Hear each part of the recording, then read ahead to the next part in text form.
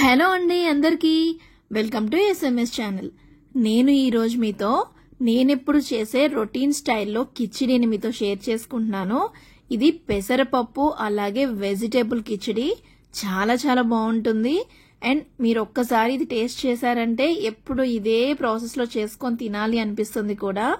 And అదే విధంగా పిల్లలకి మార్నింగ్ బ్రేక్ఫాస్ట్లో అయినా లంచ్లో అయినా కూడా చాలా చాలా ఈజీగా చేసేసి పెట్టేయచ్చు. అన్ని రకాల వెజిటేబుల్స్ని దీంట్లో మనం అందిస్తున్నాం కాబట్టి చాలా చాలా హెల్దీగా కూడా ఉంటారు.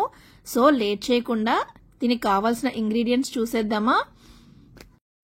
కిచిడి చేయడానికి కావాల్సిన ఇంగ్రీడియంట్స్ బఠానీలు, క్యారెట్, ఉల్లిపాయలు, పచ్చిమిరపకాయలు, పుదీనా, కొత్తిమీర అండ్ ఆలుగడ్డ. అదే విధంగా మసాలా స్పైసెస్ అన్ని. ఇప్పుడు మనం రైస్ని ఏ రేషియోలో తీసుకోవాలంటే 3 గ్లాసెస్ రైస్లో 2.5 గ్లాస్ రైస్కి 1/2 గ్లాస్ పెసరపప్పు యాడ్ చేసుకొని 3 గ్లాసెస్ లెక్కగా తీసుకోవాలి. ఇప్పుడు కిచిడి తయారు చేసే విధానాన్ని ఒకసారి చూద్దాం. ముందుగా మనం స్టవ్ ఆన్ చేసుకొని ఒక ప్రెషర్ కుక్కర్ని తీసుకోవాలి. కుక్కర్ కొద్దిగా హీట్ అయిన తర్వాత దీంట్లో 2 టేబుల్ స్పూన్ వరకు నెయ్యిని యాడ్ చేసుకోవాలి. అలాగే 1 టేబుల్ స్పూన్ ఆయిల్ని కూడా తీసుకోవాలి. నెయ్యి వేసుకోవడం వల్ల ఫ్లేవర్ చాలా బాగుంటుంది, టేస్ట్ అయితే అదిరిపోతుంది. ఇప్పుడు ఇది కొంచెం హీట్ అయిన తర్వాత దీంట్లో మనం ముందుగా పక్కన పెట్టుకున్న స్పైసెస్ అన్నింటినీ వేసేసుకోవాలి. చూడండి, ఇక్కడ మిరియాలు, జీలకర్ర, ఇలాచీ, లవంగ, బిర్యానీ ఆకు, కసూరి మేతిని నేను తీసుకున్నాను. చక్కగా మంచి ఫ్లేవర్ వచ్చి బాగా ఫ్రై అయ్యేంత వరకు ఫ్రై చేసుకోవాలి. ఇప్పుడు మనం దీంట్లోనే ముందుగా కట్ చేసుకొని పక్కన పెట్టుకున్న ఉల్లిపాయ ముక్కల్ని కూడా వేసేసుకోవాలి.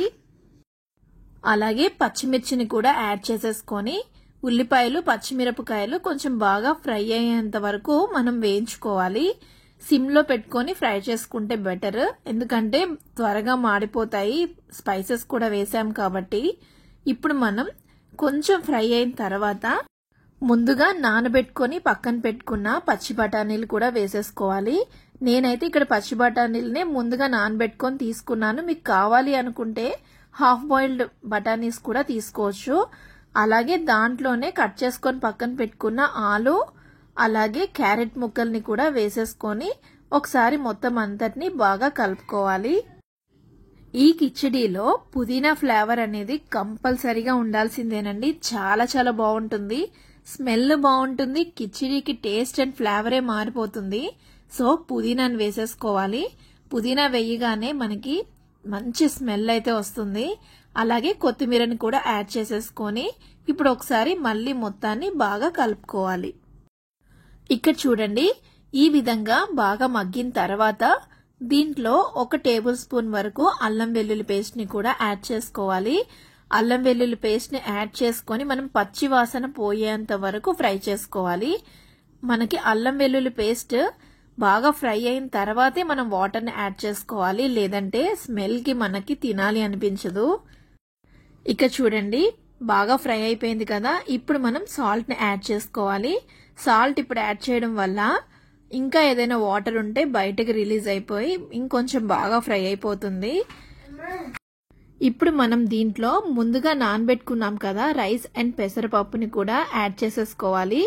నేను ఇక్కడ రైస్ పెసరపప్పుని కలిపి 3 గ్లాసులుగా తీసుకున్నాను కాబట్టి మామూలుగా అయితే 3కి 3 6 గ్లాసులు వాటర్ని యాడ్ చేస్తాం కదా.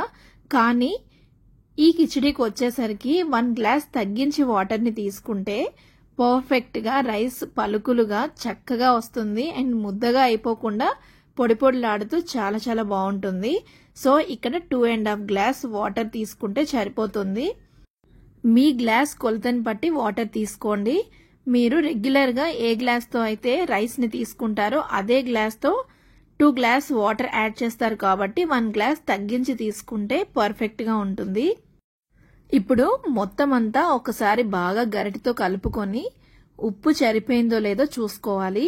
మనం ఒకసారి కుక్ అయిపోయిన తర్వాత సాల్ట్ని యాడ్ చేయలేం కాబట్టి ఈ వాటర్లో ఉన్నప్పుడే సాల్ట్ ఒకసారి చెక్ చేసుకొని అంతా ఓకే అనుకుంటే మూత పెట్టుకొని ఒక 4 విజిల్స్ వచ్చేంత వరకు మనం విజిల్స్ వేయించుకోవాలి.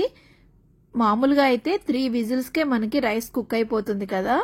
కానీ ఇక్కడ మనం 4 విజిల్స్ వేయించుకోవడం వల్ల కొంచెం పొడి పొడిలాడుతూ అడుగు మాడినట్టుగా వస్తుంది. అది కూడా చాలా చాలా బాగుంటుంది టేస్ట్. సో ట్రై చేసి చూడండి మీరు కూడా. చూసారు కదా, పెసరపప్పు వెజిటేబుల్తో కిచిడి అయితే రెడీ అయిపోయింది. చూడండి ఎంత బాగుందో కలర్ఫుల్గా.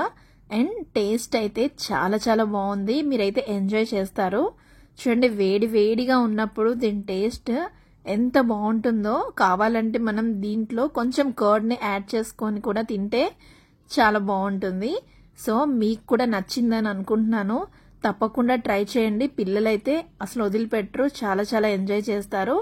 సో మీకు కనుక ఈ రెసిపీ కనుక నచ్చితే please do like, share and subscribe to our channel. అలాగే మరిన్ని టేస్టీ రెసిపీస్ కోసం please do follow our channel SMS వంటిల్లు. Thank you for watching. Bye bye.